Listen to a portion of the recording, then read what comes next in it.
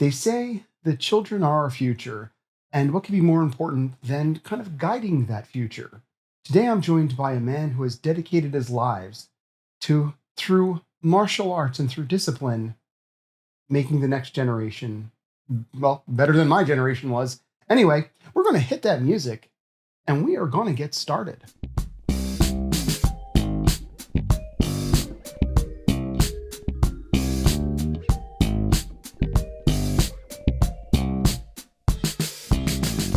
Joining me today is a certified pediatric ninja specialist.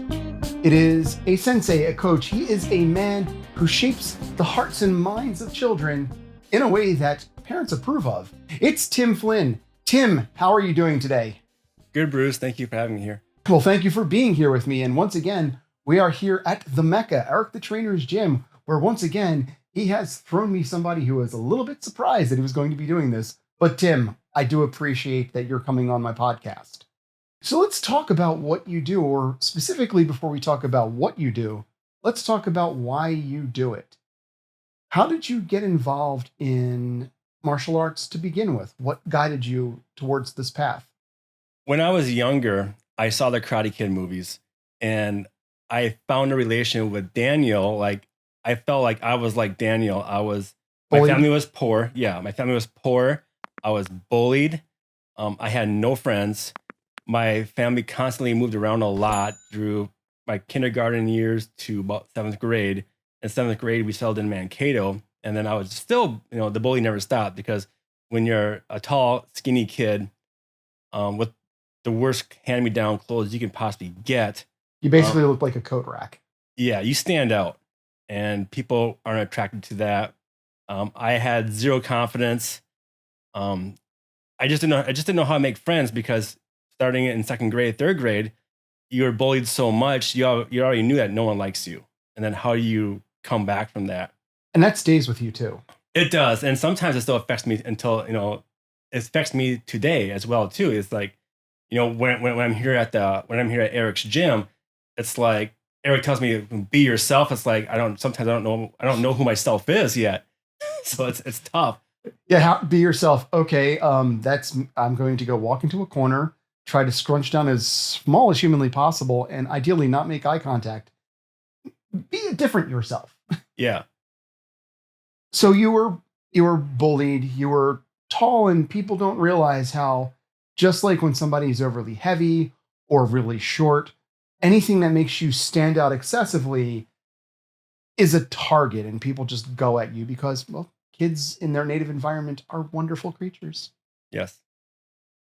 So you went to take karate, and was there a particular style that attracted you? Was it, and also another question is, how did your family react or support or even acknowledge your bullying? Were they even aware? I don't know if my parents were aware of my bullying. They had their own problems. They would argue a lot at night about finances as well too. I remember the conversation hearing about we're being evicted in 30 days.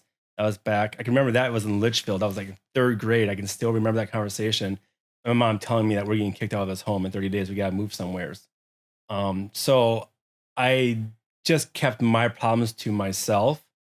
And that's how I dealt with it. And what's weird is like the only time I ever found peace in my life was when I was in bed sleeping, because that was a point where I heard no fighting, I heard no arguing, and nobody was picking on me. It's such a weird feeling. But the bedtime was the most peaceful time because you had that time to relax. But my parents did look into martial arts, just kind of for fun. And my mom was totally against martial arts. All she saw was fighting, people hitting each other. And I remember the conversation on the way back home. My mom was arguing with my dad, like, no, my son's not going to learn martial arts and hit people. And that was pretty much the end of that whole idea until I was 14 years old. I had a paper route, and I was able to pay for martial arts myself. What style did you choose to go into? It was a mix. It was Taekwondo, karate. We did the ITF Taekwondo forms. I think he gave the term called American karate. Basically what you see in movies. Yeah, a lot more like the sport competition of karate. So all the cool, fancy stuff and the kicks.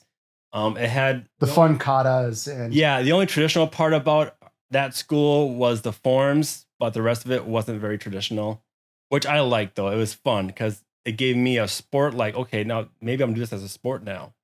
And it was a lot of fun. Did you get into competition? Yes, I did. How'd you do? I was awesome. I was good at competition.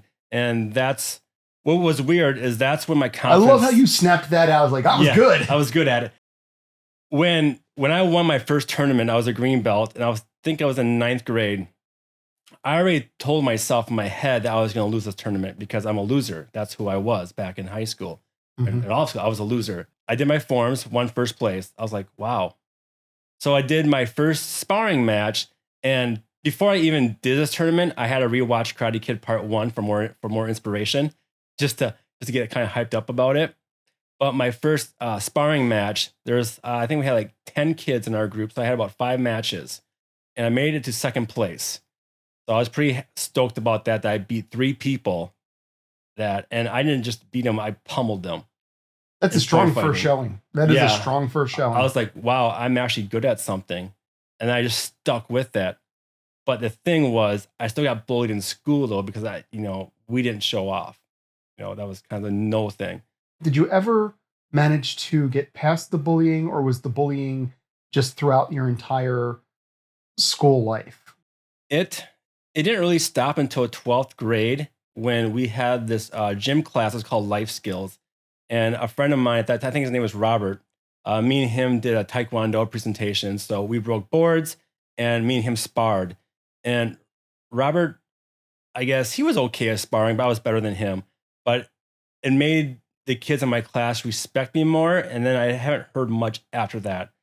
In fact, one of the kids who used to bully me congratulated me on a good demonstration. I was like, wow, that's pretty cool. Out of curiosity, and I ask this because I myself had been a shy person. As a shy person, did you find that it affected your ability to talk to girls? Did you have any ability to talk to girls? Man, yeah, I had talked to girls online. That's how I met my wife that I'm currently with right now. Was she your first girlfriend? No, my third, actually. I have to remember that. My first girlfriend, I don't even know how we met at some kind of, I don't know, it's some kind of we were like making like a TV commercial for a not-for-profit. It was about drunk driving, and I met her, but we dated. But I was like in 9th grade as well, 9th or 10th grade, and that lasted for like 3 months because she lived like 20 miles away, and we both didn't drive. So I mean, I think we went on 3 dates, and that was it. The second girl, I met through a family friend, but I don't even remember who that was. And then my recent one is Maria, who's my wife now. How I met her is back in the day we had Yahoo Personals. I was sitting in my high school class. I was a senior. Like, what's Yahoo Personals about? And I click on it, and you got to pick your age, and then pick who you want to see. And I remember this said like 16-year-old female looking for prom date. I'm like, I'm looking for a prom date too, so I'm gonna click on that. So I clicked on that. Me and this other girl, we chatted, we met. She invited me to her school dance, like not the prom, her school dance. Well, you got to audition. Yeah, but I failed the audition. She like just took off and left me with her friends. And at the dance. At the dance. And left me with her friends, and that's how I met Maria.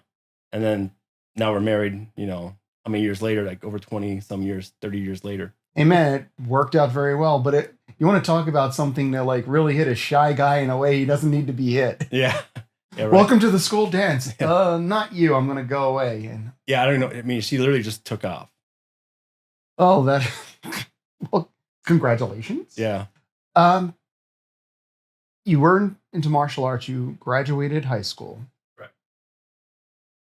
You didn't immediately go into martial arts as a vocation, though. No, so martial arts was more like my high school type of sport. That's what it turned out to be, and I did teaching there too. After I couldn't afford my paper, after I couldn't do my paper route because it's a pain in the butt, I was an assistant instructor, or junior instructor they would call it, and I had free lessons, and I just had to help teach. So you can't do that anymore. I think it's illegal, but back in the 90s you could do that. That's called free labor.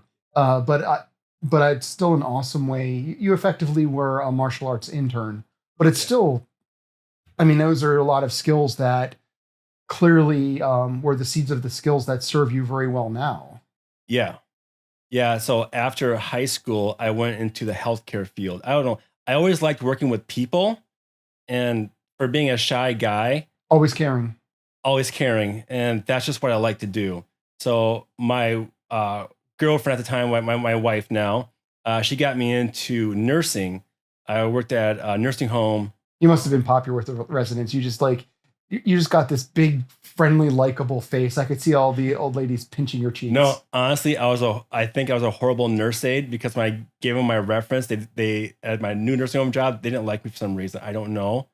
But it was my first time actually like trying to take care of like your grandma. I didn't know what to do, but they took me through nursing school, like nurse aide classes. I got all that done. And my first nursing home job wasn't the best, because I was criticized a lot. Well, you didn't do this and you didn't do that, or you forgot. They didn't try to help you. They just let you know. You just get yelled at, and you're just expected to know things. So very healthy work environment. But I stuck with it until I got into it was called Emmanuel St. Joseph's Hospital. Now it's called Mayo Clinic in Mankato. I worked on the floor as a nurse aide. I was a EKG monitor technician for a couple years. Worked in the ICU as a technician, and then I really found my love in the endoscopy lab, because the endoscopy lab is where we got take on live emergent cases. So I did that for about 7 years, and even though we were saving lives, I remember this one time we had a guy on the X-ray table that was literally dying, and I was working with one doctor. His name was Dr. Lee, and we had to do a procedure called an ERCP. We had to go down his throat. We had to get to his liver. He had some kind of blockage. So his job is to hold the scope in place. My job is to take the guide wire and keep tapping it, looking under fluoral, or called X-ray, trying to find that bile duct. So we have this little tiny, wire where we have put in this bile duct. So we got the wire in there, got the catheter put in there, and saved his life. But he was literally like, we didn't give him sedation, because if we gave him sedation, he probably wouldn't have made it. But stuff like that. I wasn't happy about. It's like it didn't make my life any better. I didn't feel better about it. I'd like to interrupt and say a few words about this man. He's fantastic. He's one of the nicest guys you'd ever want to meet. He's very modest. He's from a small place in Minnesota, so he's not necessarily an LA groovy guy, but he's got the biggest heart. You've heard of Mother Teresa. If there was a Father Teresa, this would be the person. He dedicates his life to helping children. And I am so proud and honored to call him my friend. Thanks, Eric. And for the people who are just listening and not seeing this live, that is the unpaid cameo of Eric the Trainer. That's me. Yeah. My name's Eric the Trainer, and I endorse this man. That's awesome.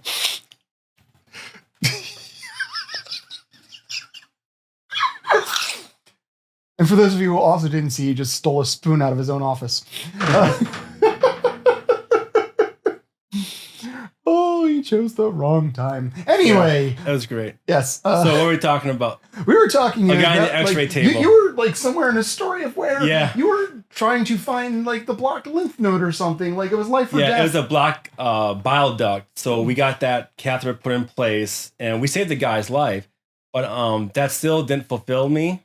You just weren't. This wasn't what you could tell. Yeah. You're helping lives, you're saving lives, but this wasn't the way you were meant to do it. It's cool, but it wasn't I'm sure the guy on the table thought so. Yeah, I'm sure he thought it was great, but doing this every single day in my life, I didn't feel the same. I didn't feel the same. So what did you do? So here you're working this job. You don't occur to me to be the kind of person to have let this weigh on you, because you do give off a base level of positivity. Yeah. Your base level of running feels optimistic to me. Yeah. So I would see you being unsatisfied, but I wouldn't see you going at home and throwing dishes against the wall and drinking yourself into the bottom of a black pit. I would see you being like, well, I don't feel this. No. What can I do? It was just, I felt like I was married to the job, which is kind of funny because I'm still married to my job today, but I control it. I control the marriage. It's a happy marriage. Yeah. Just because you're married to the job doesn't mean it's a happy marriage to that job. But there's weeks where you work like 50, 60 hours some weeks, because if you're on call and we're the only GI team in the southern Minnesota area besides Rochester, you gotta stay. You were dissatisfied. You weren't happy. Yeah. How did you know what? There's this thing in my life that I love. And I think I could do that instead of this thing, which is a good thing, but it's not what was supposed to be my thing. I'll tell you exactly how that happened. I was at work and the person who was on call that day didn't show up. So I got forced to stay at work late, and I had plans. So I had to take the call because it was my turn. And that was it. I was like, that's it. I'm not doing this anymore. I'm done. I called up my friend who owns a martial arts school up in Plymouth and said, hey man, I'm gonna start my own martial arts school. Got any ideas? And I went from there. Well, cool. He clearly had at least one idea. Yeah. Spit it out. What was the idea? So his idea, I don't know exactly what he said, but he just supported it. And so what I did is figure out how can I start a small school, or actually I wasn't even thinking as a school, like as a club, and see where it goes. So I actually went to my church and rented out like it was an old Catholic school. I rented out the second floor Like classroom. A classroom. A not classroom. Like it looks like a schoolroom from back in the 80s. Chalkboard, desks. It was like 600 square feet. And I started my business out of there, like 1 year. So question. How did the conversation go with the wife?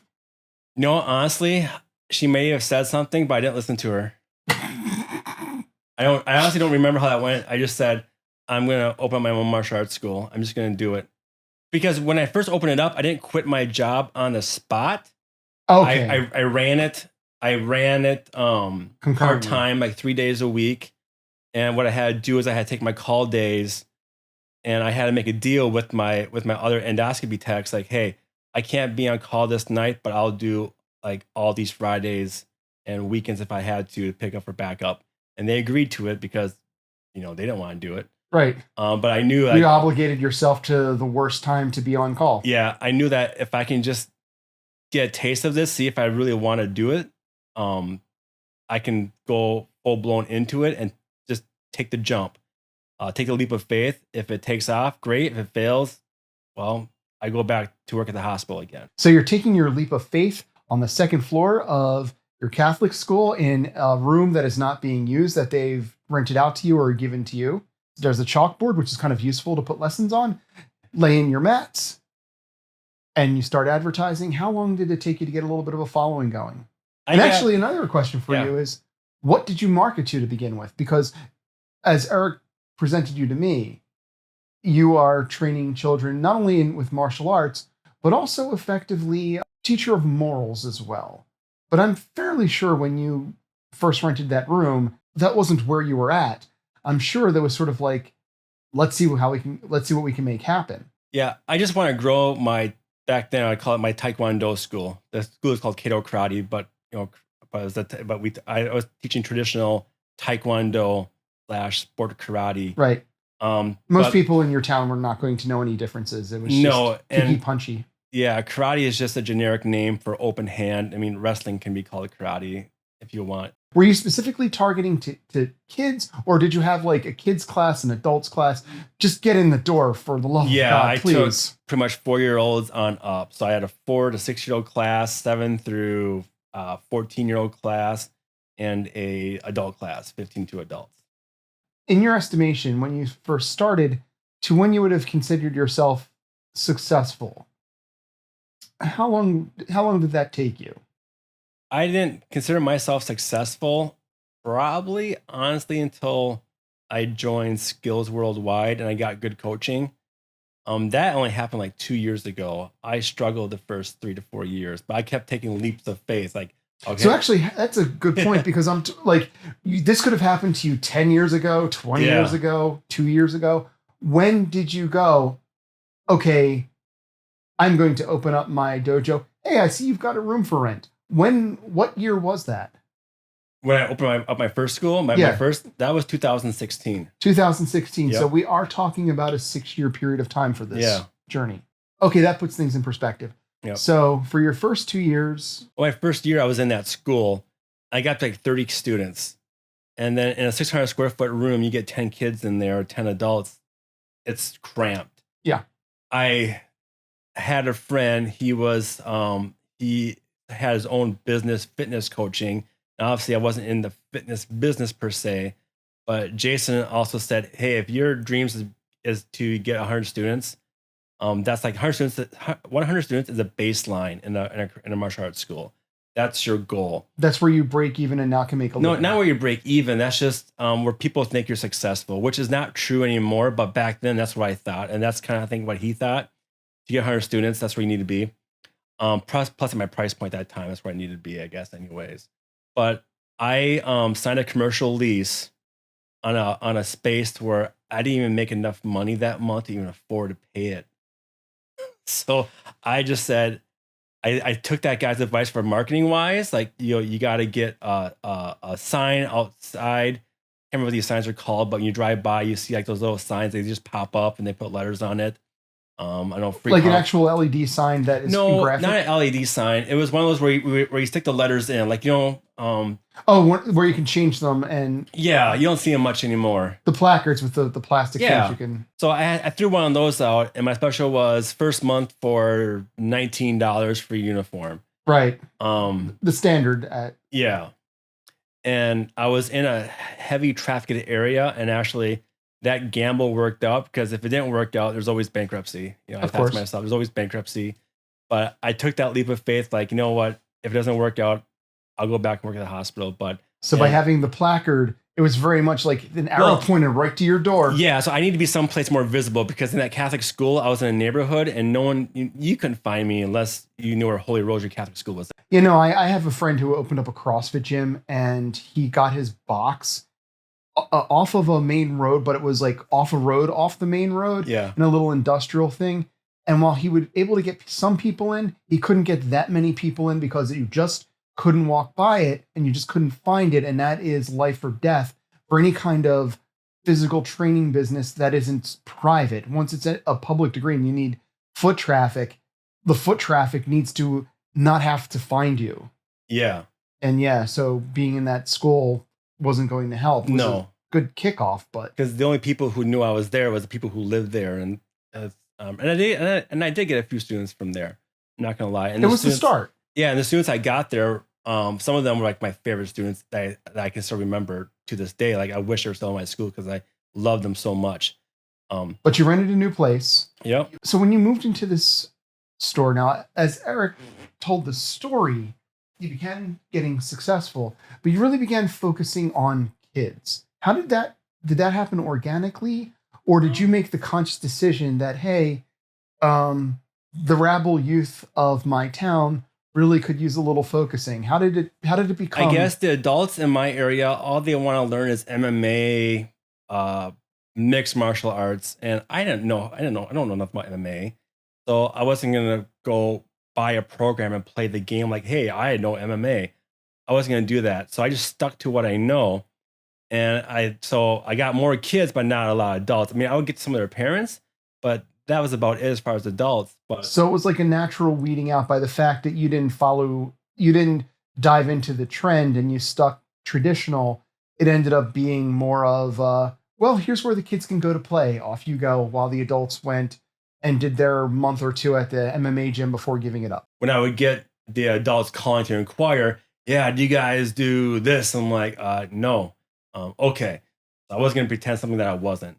So I just got kids organically. When did you realize that you were becoming more than just their karate coach, that you were somebody who was instilling morals and ideas of respect, honor? I know that is part of the martial arts tradition, but I've gone to a bunch of different martial arts dojos myself, and I didn't really walk away with any of that from most of them. Yeah, that just came in time with teaching, but how I knew I was starting to make an impact on kids is, this always gets me emotional.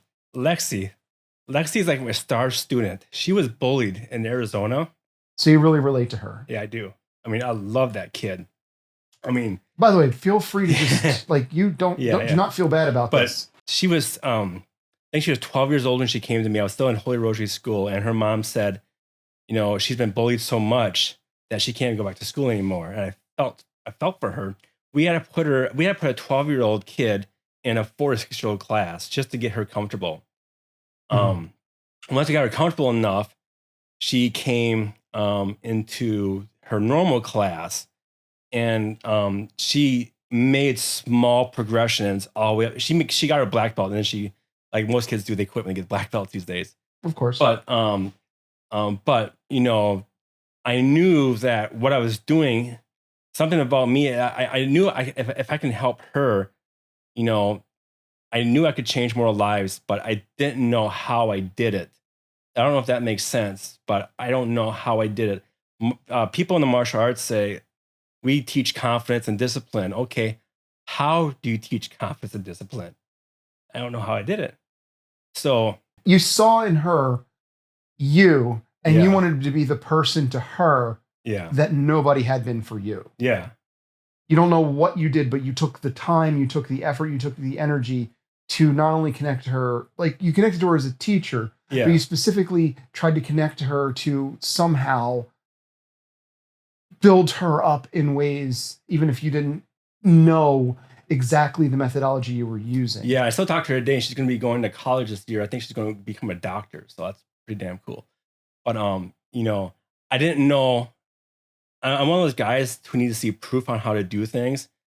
I want to be able to kind of figure out myself, like, how did I take this girl from with no confidence with confidence? How does that all work? So I was looking on the internet, and actually I found this program. I found this program called Skills Worldwide, and that Skills deals with stages of development in children. So the 3 and 4 year olds, 5 and 6 year olds, 7 and 9 year olds, 10 to 14 year olds. Now they're working on a 15 to 19 year old program. We focus on stages of development physically, intellectually, emotionally, and socially. And actually, why Skills was developed, originally it was developed to keep a martial arts schools honest about their word. So if you say you're going to teach confidence, you're going to be able to prove how you teach confidence, because you're going to have science and psychology to back you up. And I love that concept. So Lexi became your thesis statement, and it became your mission to make this a scientifically repeatable experience. How can I do that again? Or at least, how can I know how I did it and be able to study that and go from there? And now I do a lot of traveling to Tampa to go to these meetings to learn more. And that's how I got my certification as Licensed Skills Child Development Center and a certified pediatric ninja specialist, which I'm working on my advanced pediatric ninja specialist. I know you think that's funny. It's a pretty catchy name. No, it's a great name. I do think it's funny, but I don't think it's funny in a joke way. Yeah. It's a catchy, fun name, and it's something that has marketing value. Yeah. And, you know, kids are going to buy into it, which is an important thing, especially if the end result is it's not just we teach you punchy kicky, you know, it's also we teach you how to comport yourself. So I think what I learned from Lexi is that I didn't care about the martial art. Like a lot of schools would say, if the school would spend more time teaching kids about the martial arts, they would become a better student. I had to do something with Lexi. I had to take a 12-year-old, put her in a 4 to 6-year-old class. That's not traditional. I had to work with whatever Lexi gave me. I had to work with that. And when I started joining Skills, it was all about learning how kids learn. And just because you're a 7, 9-year-old doesn't mean you are at your current stage of development. So that's why when you join my school, you have to go through a one-on-one evaluation. If you can pass that evaluation, that means you're at your current stage of development. But if you can't pass that evaluation, it doesn't mean you can't join my school, but we got to put you in a program that your child will succeed in so we can get him back into his current stage of development and then push him beyond that. By stop focusing on the martial art itself and focusing on where the child's at, that really threw my business, skyrocketed up my business up. That that was the key right there, and that's what's now has taken me off in my area. From your experience, where do you find parents' involvement is in a lot of this? So let's go to your thesis statement, your Yeah. proto student here, Yeah. Lexi. What was your experience in dealing with their parents? Were they just lost in what to do with her? Were they indifferent? Did they just not see the problem like your parents were I unaware talked to her. of? Her mom was Katie, and her mom was very super nice. Her mom had to push Lexi to come to class. I remember Lexi's first time in class. She went back downstairs. She wasn't going to do it. And her mom kept pushing, like, yes, you need to come here. Whether she liked it or not, she needs to come here. And I remember that happened for, the first, I think, a week or so. It didn't happen too long. But I think Lexi needed that assurance that she was going to be safe here. So with that mom, some parents would just said, okay, we tried, this ain't going to work. And they take off. And I get that too, because sometimes, it's tough to argue with a preteen as well. I get that. Sometimes I if I get don't that. want to do it, I'm not going to do it. I can't speak for Katie, why she pushed her daughter. All I knew that her daughter has been bullied so much that she could not go to public school anymore. She had to do school online. And I believe she graduated online school too. I don't think she ever went back. But you would say that that Lexi's mom, Katie, was a caring, concerning parent who just lacked answers, and in you found a lifeline. Am I paraphrasing that in a way? I don't know. I don't think that she lacked answers. I think she knew this would have been good for her, and Lexi had to do this no matter what. And I think at the time when I started my school, we don't like to say cheap, but we like to say affordable. I was the most affordable school in my area. On this podcast, we're happy to say cheap. So Tim was your bargain. Yeah. Honestly, I guess I never asked Katie why she pushed her daughter to keep going. All I knew is that she was bullied, and her mom believed that we could teach her confidence, and her mom made her go. I guess let me phrase the question a little bit differently and moving it from Lexi. Yeah. I think part of what you might be doing is you're either, depending on the parent, supplementing life skills that a parent should be imbuing into their child, or you might in fact be taking over the role from the parent if the parent themselves are not willing or able to fulfill that role. What is your experience from child to child with these parents? Do you find that you are effectively taking part of a parental role in teaching these confidence and these skills? Yeah, I get what you mean. Yeah, I do believe there's, like, in my current school now, majority of my students and parents, we do. I try to talk to as much people as I can. We have this program called Parent Skills as well. So, however I teach your child on the mat, we teach the parent how to do this at home as well.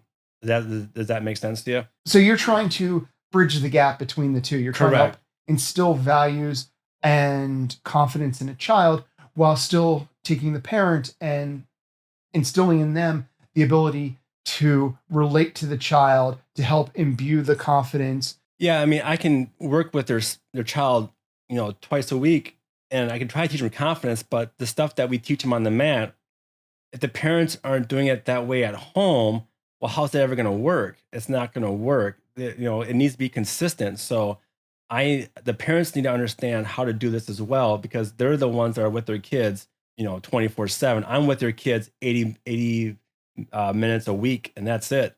So I'm trying to teach these kids these skills, and I give the parents information for them to go home and do it themselves as well. Because for me, I could care less if the kid gets their black belt. That's not my goal anymore. When I first started my dojo, yes, I need my kids to be a black belt. We have a black belt club. I need you to get black belt. If your kid comes to me and say their goal, my kid needs more focus. He needs to work on his focus. Okay, great. And 8 months down the road, the parents are happy, the kid has better focus, and they want to quit. So be it. That's good. We reached a goal. That's perfect.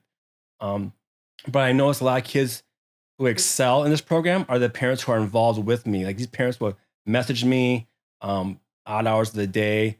They will talk and ask me questions. I'll give them feedback. If I don't know the answers, I'll find somebody that will.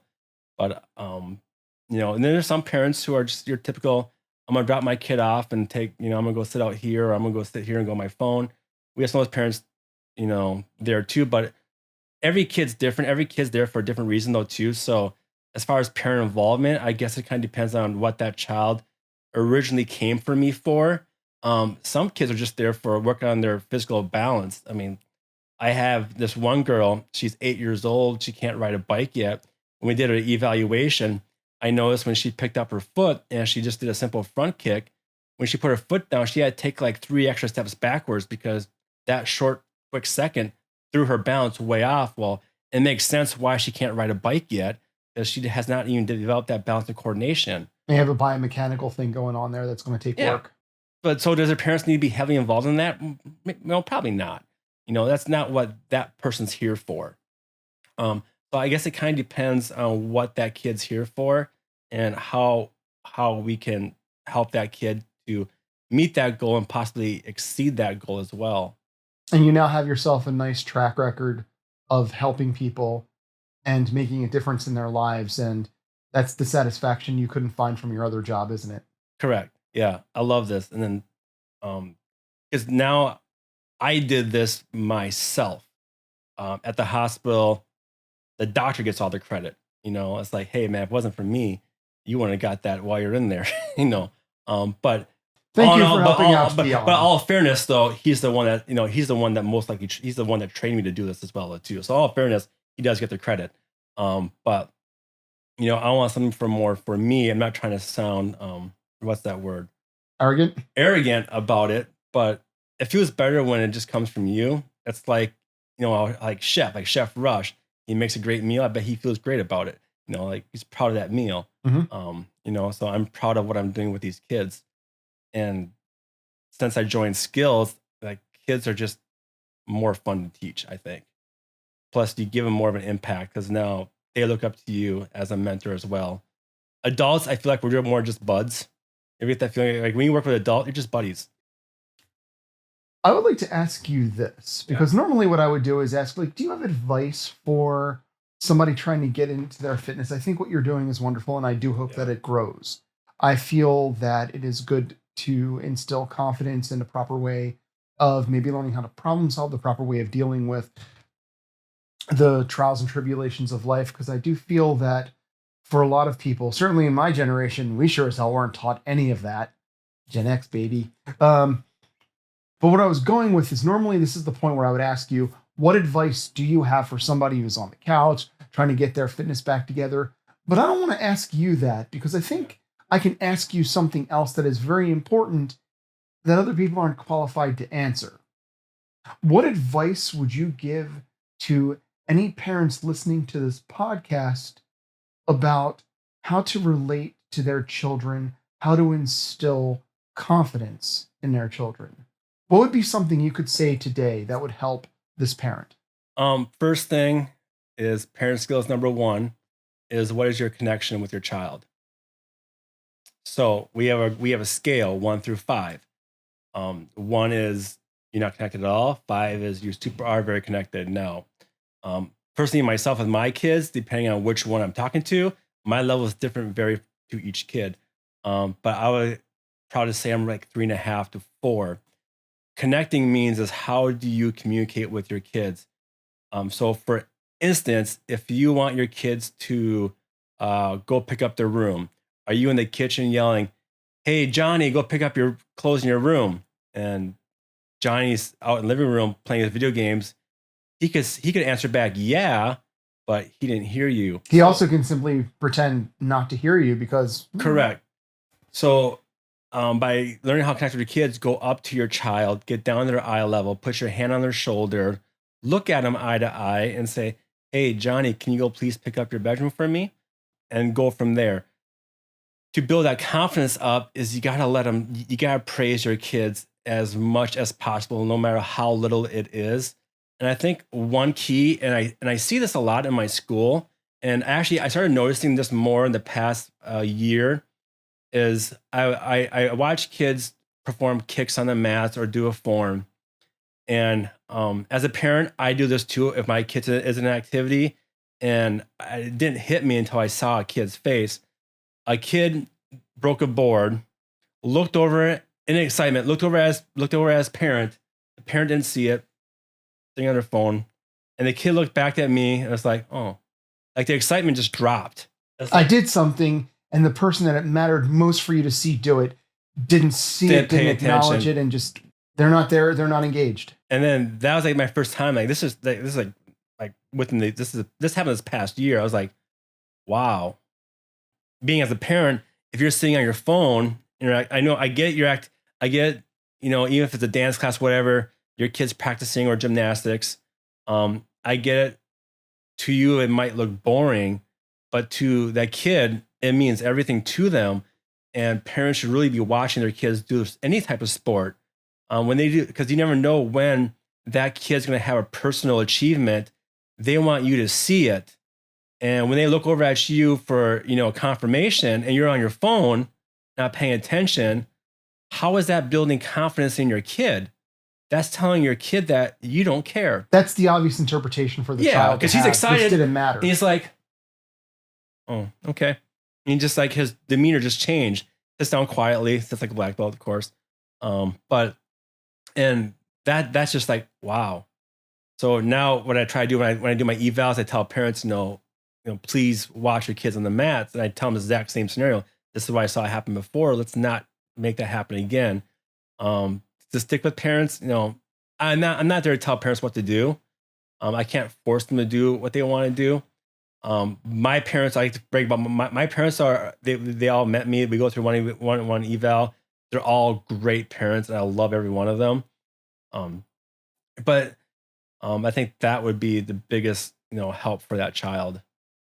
And I understand life gets to us. I mean, we're busy working adults.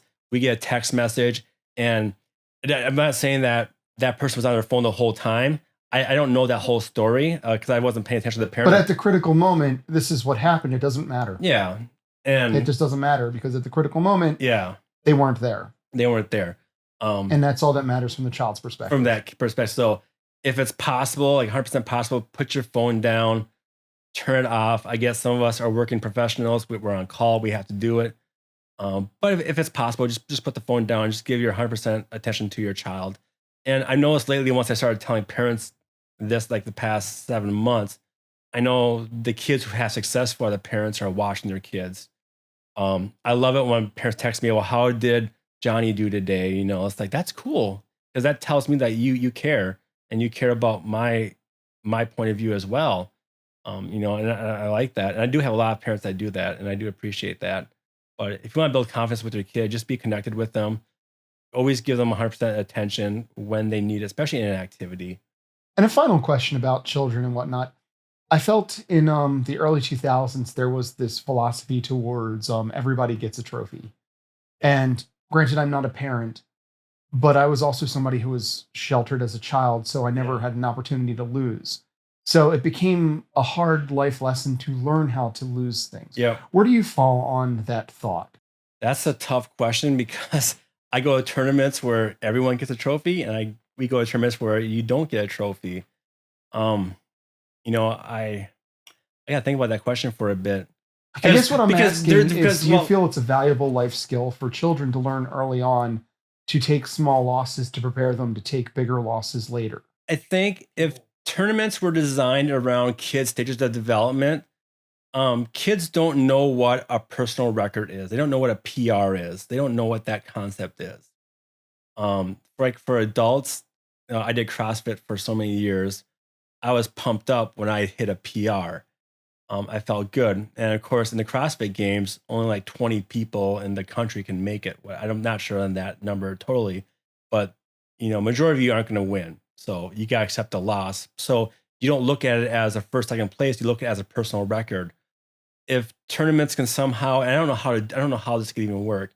If they could, maybe Eric would know, because I know he's doing some stuff with bodybuilding right now. But if they could tailor tournaments to stages of development where kids who don't understand that type of stuff gets those rewards, you still get first, second, and third place. Yeah, give those kids a lot of love, but give the kids like a little, but make the trophies different, just so the kid gets to take home something. Because I do also believe, a kid should also know that if you didn't put the hard work into class, did you honestly deserve that first place versus a kid who practices every day, does what he needs to do. He trains harder. He does deserve that. And, we shouldn't also discredit that hardworking kid versus the kid who just shows up, does whatever, goes to the tournament, does whatever, still gets an award. I mean, so I still think, if you look at that fact, it's okay for some age groups. For some age groups, I think, like, you're 12, 13 years old. I don't think you necessarily need that reassurance. I mean, you lost. I think we can understand that. But maybe for like the younger kids, they probably can't comprehend that so well right now. So I guess to answer your question, it's a yes and a no. Depending on the age. Depending on the age. Yeah. Fair enough.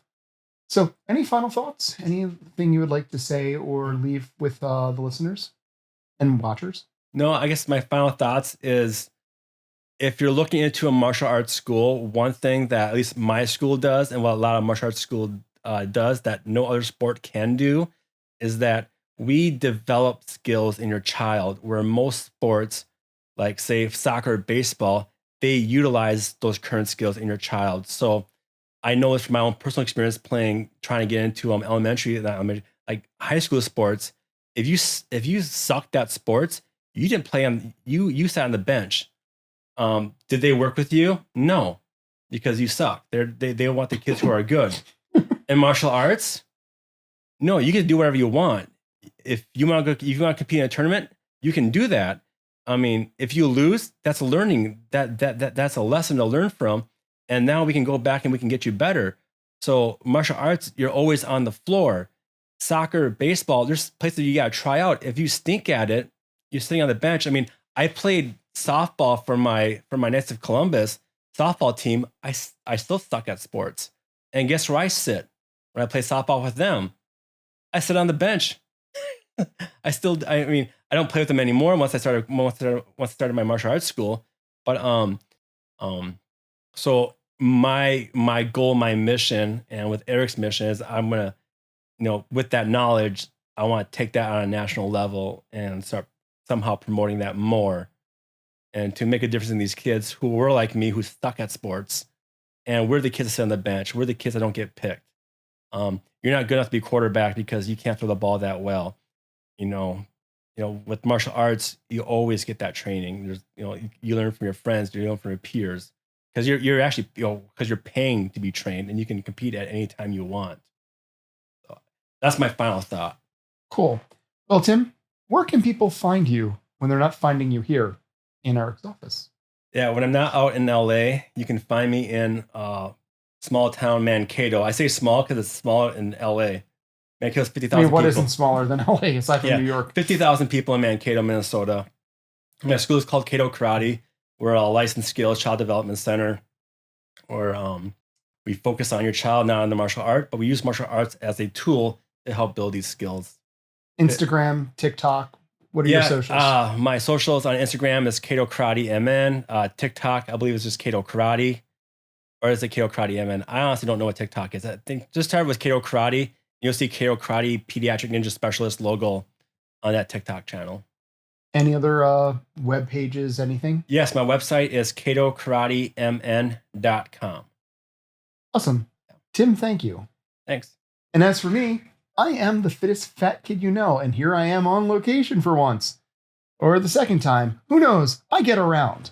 But if you want to find me on the socials, I'm at TikTok, I'm at Instagram, I am at Twitter. It's at Fittest Fat Kid, or at Bruce Naxon now, because I'm kind of switching them over because I'm going to be starting a second podcast in the near future. Look out for that.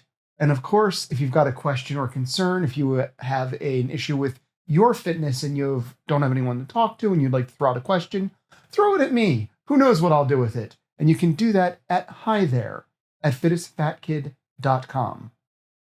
Wherever you are hearing this or watching this, or whatever you're doing with this, please leave me a like, subscribe, leave me a comment, let me know what you thought, if you thought anything. I hope you did. But anyway, no matter who you are, where you are, or what you're doing, hold yourself accountable, but do it with kindness and understanding. And I'll talk to you next week.